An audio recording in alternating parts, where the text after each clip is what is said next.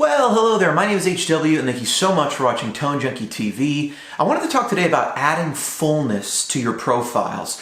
I put it out there in an email to a bunch of people, to everybody on the email list, and just said, hey, what kind of topics should we cover? And this is a request I'd gotten previously as well. It was how to add low-end fullness. And my buddy John Arnold, actually mentioned that this was a pack that he wanted to add more low-end and fullness to.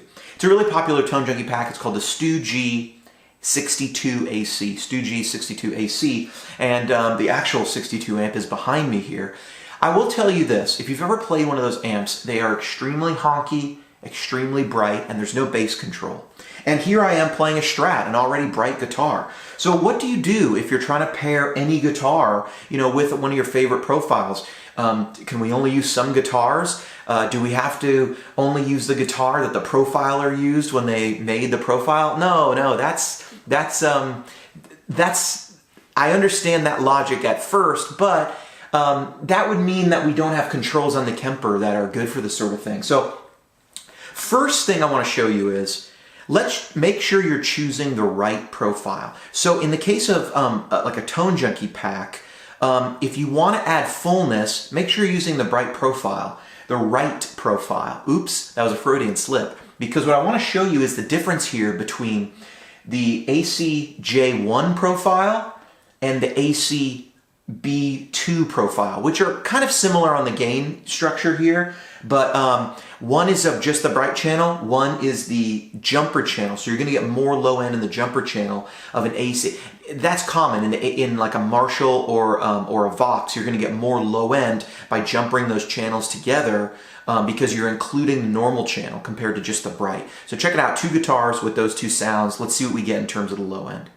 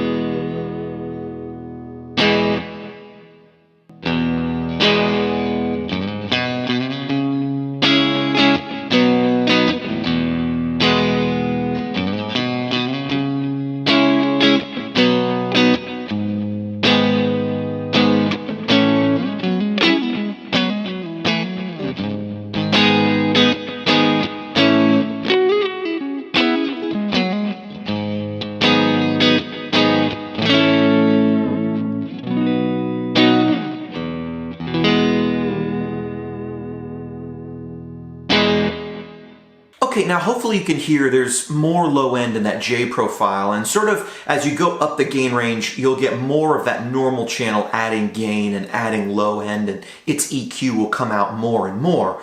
But still, with this guitar and these two profiles, we're really not there. We're just, it doesn't have that thundering low end that maybe you want out of a profile. It's shallow.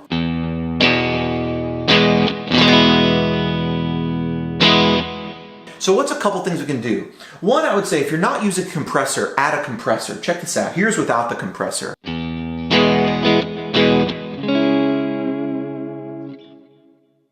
Here's with a compressor.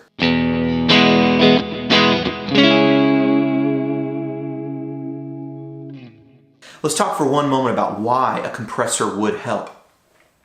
Let's talk for a moment about why a compressor would help. You can think of a compressor as something that sort of grabs low volume sounds and brings them up higher, and then limits high volume sounds and takes them down lower. So if we have a profile that's weaker in the bass, it's going to grab those bass frequencies and actually pull them up. Likewise, if we had a profile that was very bassy to begin with, we might be able to notice some extra high-end clarity when we add a compressor. Now in this case, a compressor isn't enough to get where we want. So let's go into the amplifier section, hold it down. Maybe a lot of you already know this, but we're actually going to go ahead and lower the definition control. I've talked about this in some other videos. So let's lower the definition control here, and I'm going to lower it down I don't want to go much below 4. So here's 4.1.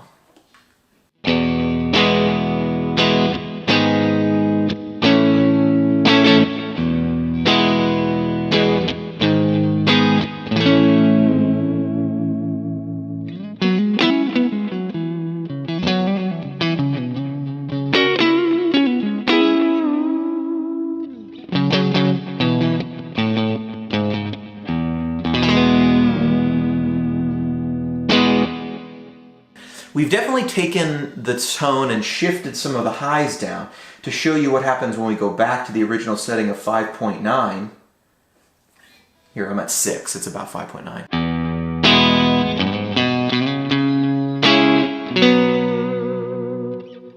We're really getting much more focus, much more honkiness. A lot of that characteristic of the Vox is coming out. So rolling that back down, does this get you more of what you want? Now, to my ear, it's not really quite getting us much more bass, but it's changing the character of the tone, one that may not be perceived to the listener as quite so honky.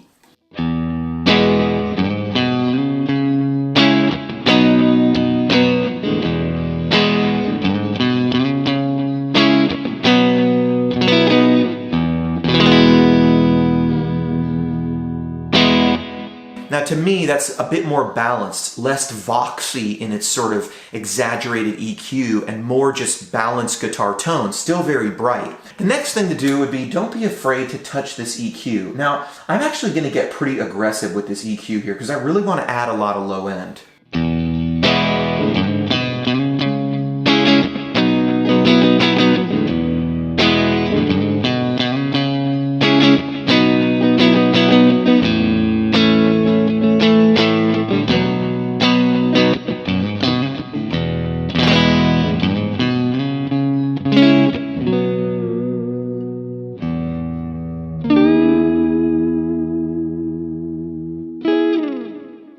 Now already there's quite a bit more low end. Again, this is still a Stratocaster. We don't have this thunderous low coming out. It's not quite a Fender, but we've added a lot. What happens if we keep adding more?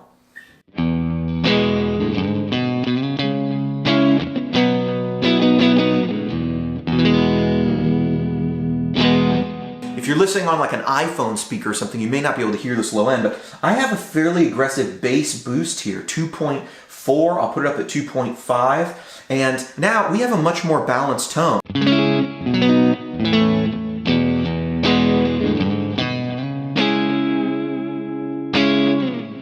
The next thing I'm going to do is go into the cabinet section, and we're going to talk about the low shift for 1 minute. How do we get some usable low end out of here?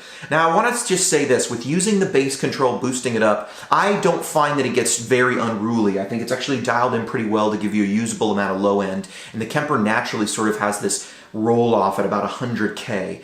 So you never really, I don't find you get very, very bellowy deep lows out of the Kemper in a way that harshes, muddies up a mix. I don't find that you're getting any real 50K content or lower or anything like that. I mean, unless you profile it that way, which is fine, but the Kemper tends not to sound that way. This control is very powerful, and you want to be careful how you use it. This low end shift will actually let you take, we're adjusting the cabinet here, and so to get here I held down the cabinet button, and here are the cabinet controls. Now I can actually shift low end frequencies lower on the frequency spectrum. This is basically something you couldn't do in real life with a speaker, not without rebuilding a speaker or using different components. And you certainly would not be able to isolate the other frequencies and have them stay constant as you reconstructed a speaker. It's just not possible. What you are allowed to do here is actually take low end and shift it lower. Why would this be useful? Well, this profile we're talking about is going through a 212 cabinet, so it should have enough low end, but they're Celestion AC30, they're Celestion Blues from 1962. They're original speakers. They're quite honky like this. Let's shift some of these lows down. Let's listen to the low end right here, and then let's shift some of them down. So, okay, I've got it at 0, and so we haven't changed the low end at all.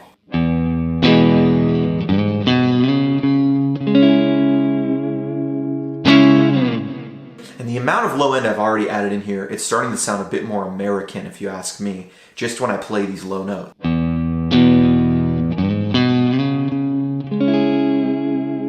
It's not so voxy that I wouldn't believe you it wasn't something else. Let's shift these lows down and then let's listen to what happens. I'm going to go fairly aggressive.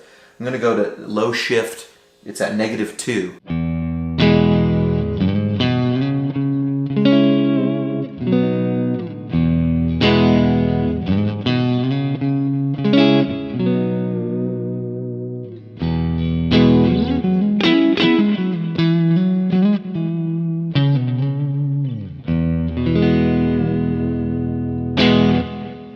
What have we done here? We've added this sort of bellow in the low end now. Now, when I come back and sort of don't lean on the low end as much,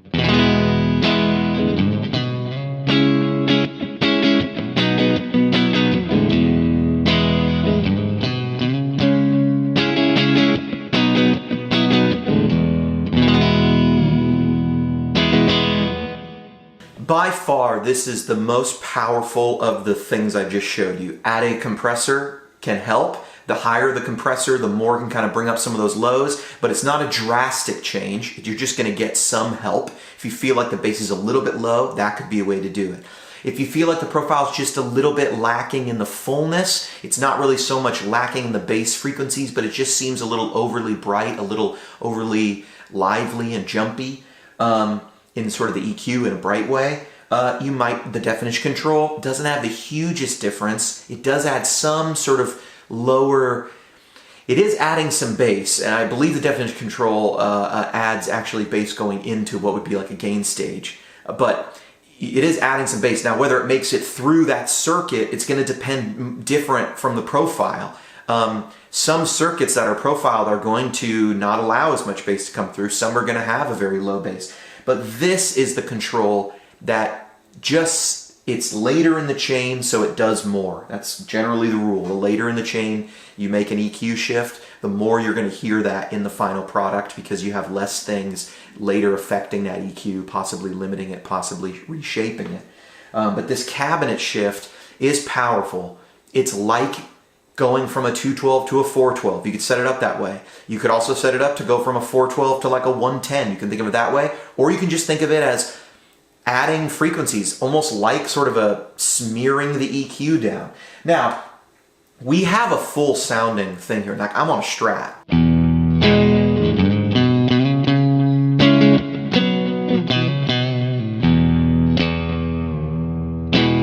There's a ton more lows there than there was before. And just to give you a back and forth here, we're back to about 0. It's at -0.2.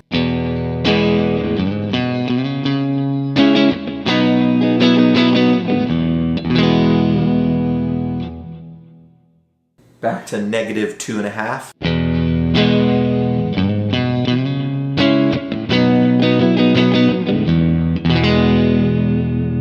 Again, that low end makes it sound like a much more American amp.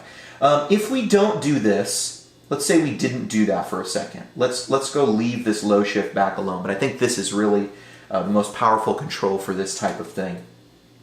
Let's go in here and let's actually, I'm not going to save this because I want to leave these alone on my Kemper, but let's actually go in here and add an EQ.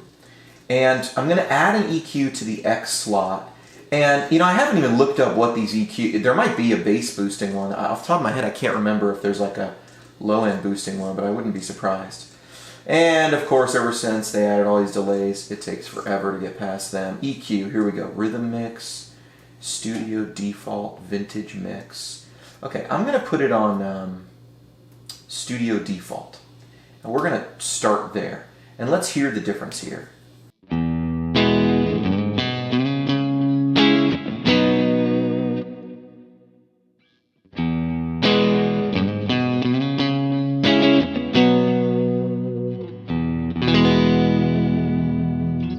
So we've got a couple parameters here. Now this hasn't done a ton to the bass, but we've got a couple parameters here. One is low gain, and it's on 0 decibels. We're not boosting a low gain at all. And here we have a low frequency we can dial in. Let's go ahead and leave that at 150. Let's roll up this gain boost, and let's boost a little of the 150.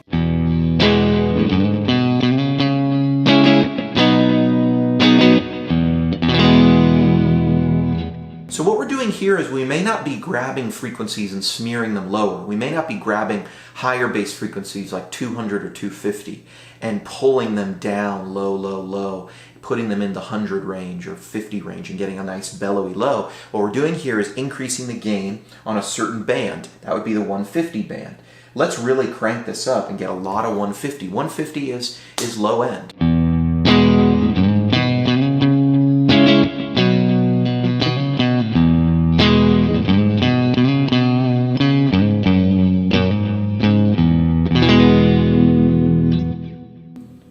Bringing that back to 0.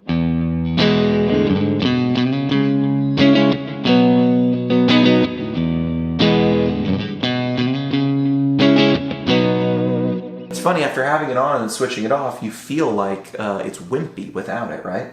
I'm gonna boost it a good amount here. I'm gonna put it up at 5 decibels.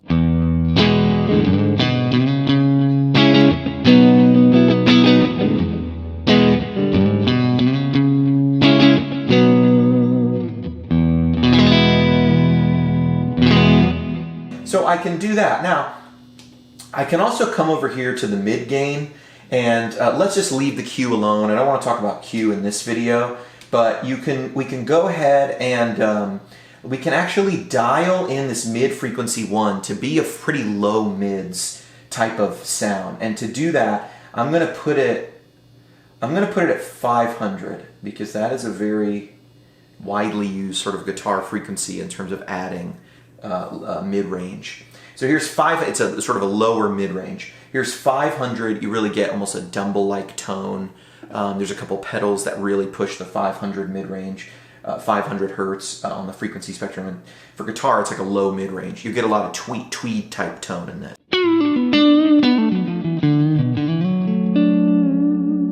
But the question in front of us is not how to add bass. We've talked a lot about how to add bass, but how to add fullness. And some of these low mids is really valuable frequencies as well. So I'm gonna now push this up.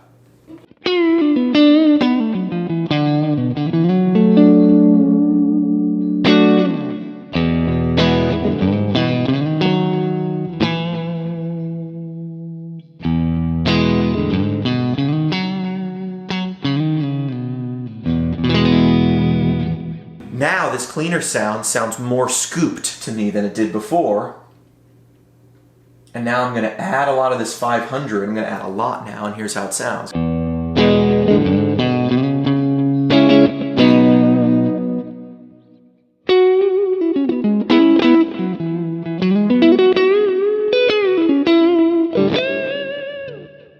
it almost sounds like I have a tube screamer on. I've added maybe too much.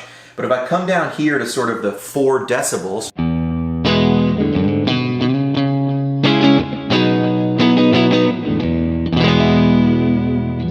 I can still hear the high end of my guitar coming through, but now I'm adding about 4 decibels of 500 hertz. Let's back that off so you can hear it again.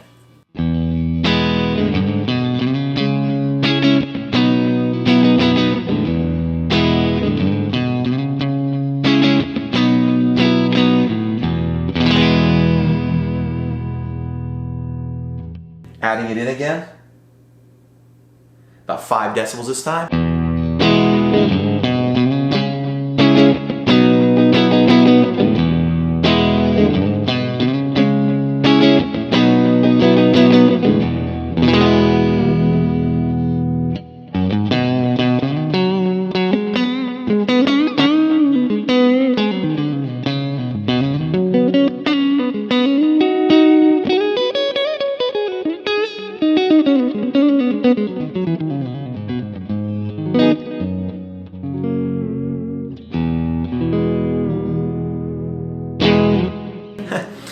It's a much rounder tone. We've added bass, we've added low end.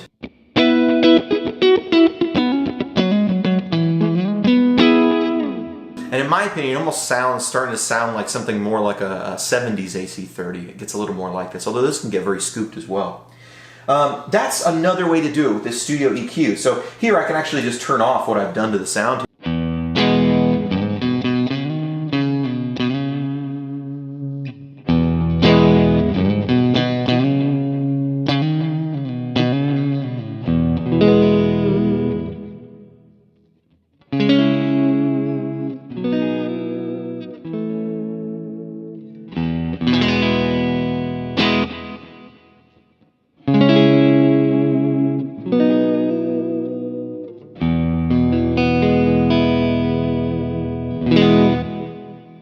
think for me, if I really want to focus, if I'm asking myself, how do I add fullness? Well, if it's more bass I'm looking for, just more low end, that's where I'm going to go cabinet section, low shift, down about 2, while I pull the bass up a little bit.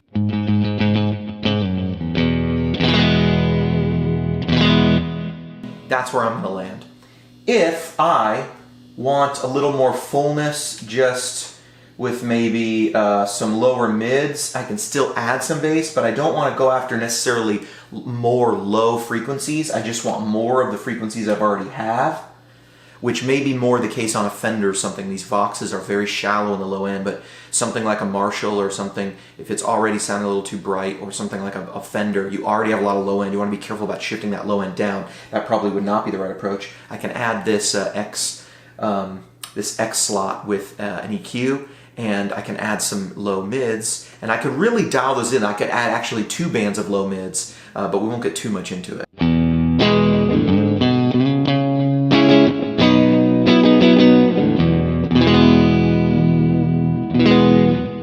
Anyway, I've talked enough today. My name's HW, and you've been watching Tone Junkie TV. Hope this was helpful for adding fullness to profiles. HW.